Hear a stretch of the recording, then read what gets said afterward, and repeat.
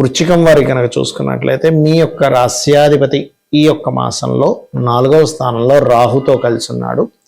పంచమ స్థానంలో శని ఉన్నాడు, అక్కడికి శుక్రుడు కూడా వెళ్తున్నాడు ఈ మాసంలో మీకు మొదట్లోనే. అలాగే రవి 15వ తేదీకి వెళ్తూ పంచమంలో ఉండే శనిని కంబస్ చేసుకున్నాడు.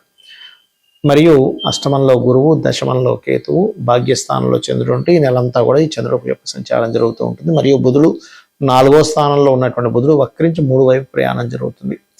ఈ యొక్క గ్రహస్థితిని అనుసరించి మీకు ఎటువంటి ఫలితాలు జరగనున్నాయి, ఏ దేవత ఆరాధన చేయాలి, ఏ విషయాల పట్ల మీరు జాగ్రత్తగా ఉండాలి అనేటువంటి అంశాలు చెప్తుంది నేనైనప్పటికీ చెప్పిస్తుంది సాక్షాత్ లలిత అమ్మవారిగా భావిస్తూ ఆ యొక్క అమ్మవారి యొక్క అనుగ్రహం మీకు పరిపూర్ణంగా కలగాలని మనస్ఫూర్తిగా కోరుకుంటూ, ప్రధానంగా ఇక్కడ గమనించినట్లయితే మీకు ఈ వృశ్చికం వారికి 4లో ఉన్నాయి. ముఖ్యంగా ఈ కుజుడు రాహు 2 గ్రహాలు ఉన్నప్పుడు మీరు ఏదైనా ఒక ప్రాపర్టీ తీసుకుంటున్నారు, లేదా ఏదైనా వాహనం మీద వెళ్తున్నారు, లోన్స్ ప్రాపర్టీ మూలంగా ఇస్తున్నారు లేదా తీసుకుంటున్నారు, ఈ యొక్క విషయంలో చాలా జాగ్రత్తగా ఉండాలి.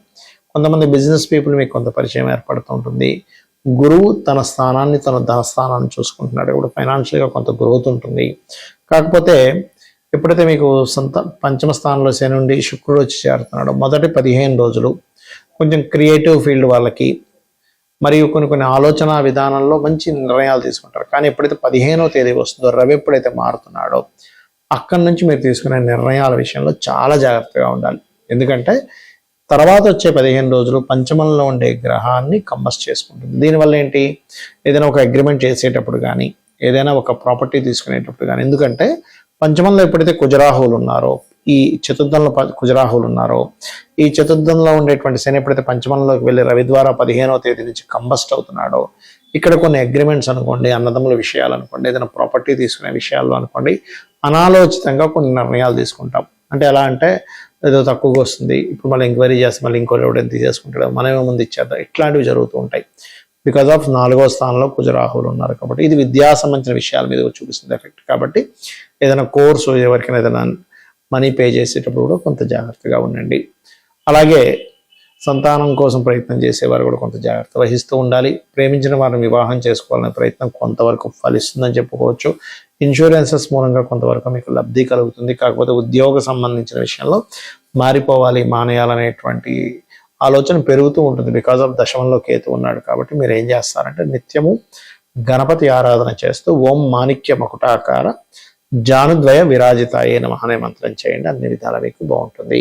మనకి ఈ మార్చి మాస ఫలితాలతో పాటు మనకేంటంటే ఈ ఫిబ్రవరి 13 నుంచే ఒక 40 రోజుల పాటు 17 నుంచి 40 రోజుల పాటు ప్రక్రియ చేసుకోవాలి. ఎందుకంటే గ్రహణం పడుతూ పంచగ్రహ కూటమి ఫిబ్రవరి 17వ తేదీ నుంచి ప్రారంభం అవుతుంది కాబట్టి, అంటే ఆల్మోస్ట్ ఇది మార్చ్ ఎండింగ్ వరకు మీరు ఈ పరిహారం చేసుకోవాలి. దీనివల్ల ఏమిటి కలుగుతాయి ఏమిటి అనేది చెప్తాను నేను మీకు. మొట్టమొదటిగా మనం ఇంకొక విషయం ఏంటంటే 17, 18, 19 తేదీలు కామాఖ్య శక్తిపీఠంలో గణపతి లలిత హోమము, నవగ్రహ హోమము, చండీ హోమాలు జరుగుతున్నాయి. మీరు ఎవరైనా పార్టిసిపేట్ చేయాలనుకునేవారు పార్టిసిపేట్ చేయొచ్చు. రైట్. అయితే ఈ 40 రోజులు చేసేటువంటి ప్రక్రియ గురించి నేను మీకు వివరిస్తాను. ఏమిటది అంటే ఈ 40 రోజుల పాటు, అంటే పంచగ్రహ కూటమి ఎప్పుడైతే 17వ తేదీ ఏర్పడుతుందో అక్కడి నుంచి ఒక 40 days ఆఫ్ టైము పర్టికులర్గా మీరు ఒక దీక్షలాగా తీసుకొని కనుక చేసినట్లయితే మీ యొక్క జీవితంలో ఏదైతే ఇబ్బందులు ఉన్నాయో ఆ ఇబ్బందులు ఖచ్చితంగా నెరవేరుతాయి. అంటే క్లియర్ అయిపోతాయి చెప్పాలంటే. మీరు అనుకున్న సంకల్పం నెరవేరుతుంది, మీ యొక్క ఇబ్బందులన్నీ కూడా క్లియర్ అయిపోవడం జరుగుతూ ఉంటుంది. అయితే ఎవరికైనా చూడండి, నేను రాజకీయంగా బాగా కలిసి రావాలి, చేసేటువంటి ఉద్యోగంలో ప్రమోషన్స్ రావాలి అని అనుకున్నప్పుడు రవిగ్రహం ముందు నిత్యము ఆదిత్య హృదయం చేస్తూ అర్ఘ్యం వదలండి. ఇది రెగ్యులర్గా మీకు కనుక అలవాటైతే లైఫ్లో చాలా మంచి ఆరోగ్యము, మంచి కీర్తి కూడా లభిస్తుంది, గుర్తుపెట్టుకోండి. అలా కాదండి, నాకు మానసిక స్ట్రెస్ ఎక్కువగా ఉంది, మానసికంగా ఎప్పుడు ఏదో ఒక ఇబ్బంది వస్తూ ఉంది, నాకు చాలా ఇబ్బంది పడుతున్నాను మానసిక స్ట్రెస్ వల్ల అని అనుకుంటే కనుక మీరు చేయవలసింది ఏమిటి అంటే పర్టికులర్గా మీరు బియ్యము వీలున్నప్పుడు అలా దానం ఇవ్వడం, లేనట్లయితే 40 రోజుల పాటు మెడిటేషన్ చేస్తూ, ఇది ఫిబ్రవరి 17వ తేదీ నుంచి 41 days 41 days చేయండి. మళ్ళీ ఎందుకు చేస్తూ మీరు శివాలయంలో ఏదైనా మీకు దగ్గరలో ఉండే శివాలయంలో ఒక 1/2 లీటర్ పాలు అభిషేకానికి ఇస్తూ ఒక రోజుకి ఒక్క మనిషికి సరిపోయేంత భోజనం పెట్టుకొని తీసుకెళ్ళి బయట ఉండేటువంటి కొంతమంది అనాథలు ఉంటారు, అన్నం కోసం అలమటిస్తుంటారు, వాళ్ళకి ఇవ్వండి. ఇది చంద్ర సంబంధించిన దోషాలను తీసేస్తుంది. దీనివల్ల ఆయుష్ పెరుగుతుంది, మెంటల్లీ డిప్రెస్ ఉండేటువంటివి క్లియర్ అవ్వడం జరుగుతుంది. ఎందుకంటే పంచగ్రహ కూటమి గ్రహణము అమావాస్య రోజు నుంచి ఇది ప్రారంభించినప్పుడు ఖచ్చితంగా అవుతాయి. అయితే ఈ అమావాస్య నాడు మీరు ఏం చేస్తారంటే 17వ తేదీ ఫిబ్రవరి, అంటే మనకు ముందే పడిపోతాయి వీడియోలు, మార్చి ఫలితాలు ముందే పడతాయి కాబట్టి ముందే చెప్తున్నాను. అమావాస్య నాడు ఏంటంటే మీరు స్వయం పాకం ఇవ్వండి, గుర్తుపెట్టుకోండి. అలాగే మరొక విషయం ఏంటంటే కొంతమందికి గొడవలు అవుతూ ఉంటాయి, మాటికి ఏదో గొడవ అవుతూ ఉంటుంది. అలాంటి వారు ఓం స్కందాయ నమః అనే మంత్రాన్ని ఈ 40 డేస్ 17వ తేదీ నుంచి 40 డేస్ చేయండి, 41 డేస్. అలాగే మరొక విషయం ఏంటంటే ఈ స్కందుణ్ణి చేస్తూ గోశాలకు వెళ్ళి గోవులకి క్యారెట్స్ తినిపించడము, కుంకుమ ఏదైనా అమ్మవారి ఆలయంలో అమ్మవారి కైంకర్యం కోసం వాడుకోవడానికి అన్నట్టుగా ఇవ్వండి, కుంకుమని గుర్తుపెట్టుకోండి.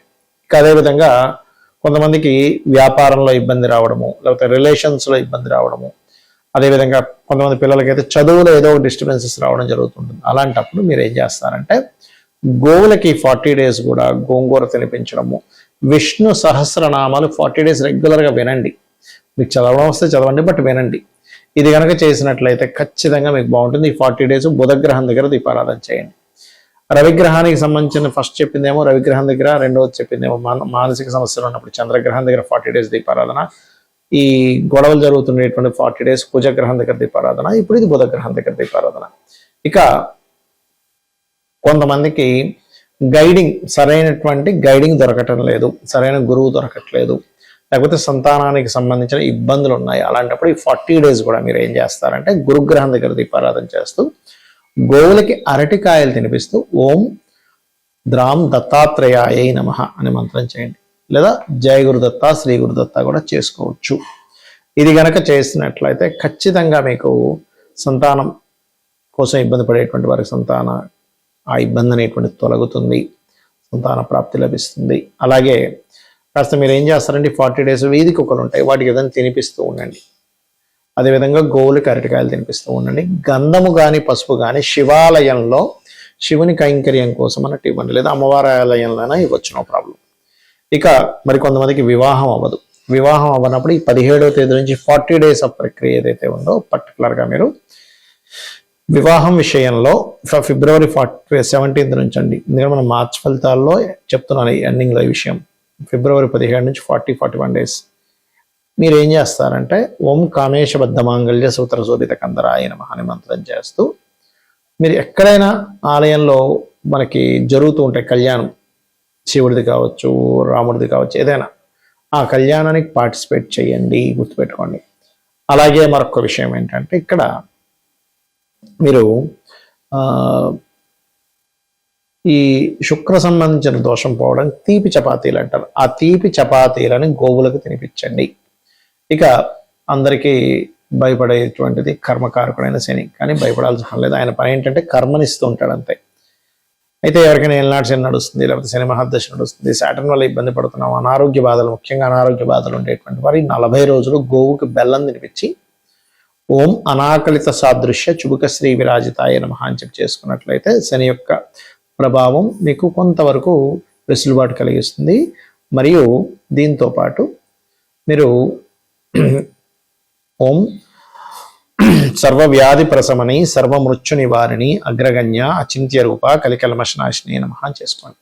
ఇక రాహుకేతు దోషాలు ఉన్నాయి, అప్పుడు ఏం చేయాలి అన్నప్పుడు ఇది నేను చెప్పేది ఏదైనా సరే మీరు ఖచ్చితంగా రోజు ఆ గ్రహం దగ్గర, శనికి సంబంధించింది అయితే శని గ్రహం దగ్గర, శుక్రకి సంబంధించిన శుక్రగ్రహం దగ్గర, గురువు అయితే గురు గ్రహం దగ్గర దీపారాధన చేయాలి 40 డేస్. రాహుకేతువులు అయితే రాహు అంటే మాయ, ఏదో అయిపోతుంది అనేటువంటి భయం ఉండేటువంటి వారు దుర్గాష్టోత్తరం చదువుకోవాలి. కేతువు అయితే ప్రతిదీ ఆటంకం జరుగుతుంది అన్నప్పుడు కేతు ప్రభావం ఉందని, అప్పుడు గణపతి యొక్క స్తోత్రం రోజు చేసుకుని ఓం గం గణాధిపతి నమః అనుకోండి. మరి స్త్రీలు 40 రోజులు కంటిన్యూ చేయలేరు కదా, అప్పుడు ఎలాగా అంటే 25 రోజులు అలా చేసి మళ్ళీ గ్యాప్ ఇచ్చి మిగిలింది 5 రోజులు గ్యాప్ ఇచ్చిన తర్వాత చేసుకోవచ్చు, ఎటువంటి దోషము లేదు. ఇది ఇలా చేయండి, ఖచ్చితంగా మీకు ఈ పంచగ్రహ కూటం వల్ల కలిగేటువంటి ఫలితాలు ఖచ్చితంగా వస్తాయి. మీరు ఎవరైనా ఆ కామాఖ్యలో పార్టిసిపేట్ చేయాలనుకుంటే కింద ఇచ్చిన నెంబర్కి మీ గోత్రము మీ పేరు పంపించినట్లయితే వివరాలు పంపించడం జరుగుతుంది. శ్రీమాత్రే నమః.